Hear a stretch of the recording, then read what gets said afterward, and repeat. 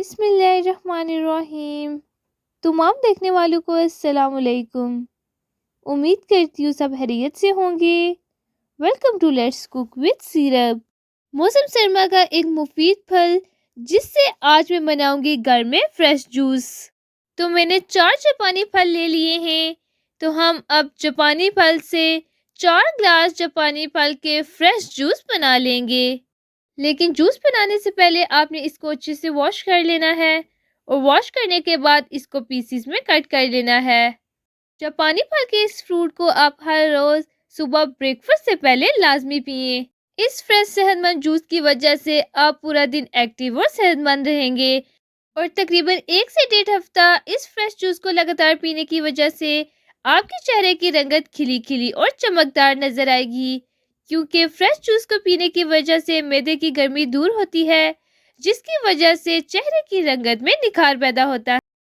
तो अगर आप भी अपने चेहरे को साफ और इसकी रंगत में निखार पैदा करना चाहते हैं तो इस जापानी फल के फ्रेश जूस को सुबह मॉर्निंग में लाजमी पिए। अब एक ब्लेंडर मशीन ले लें और जापानी फल को ब्लेंडर मशीन में डाल दें। इस तरह से हमने इसको पीसेस में कट कर लिया है ताकि ये आसानी से ब्लेंड हो जाए। अगर आप 4 लोगों के लिए जापानी फल का जूस बना रहे हैं तो 4 जापानी फल काफ़ी होंगे।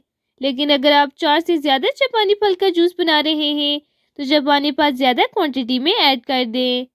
आप जापानी फल का जूस बनाने के लिए इसमें 2 ग्लास पानी ऐड कर दें।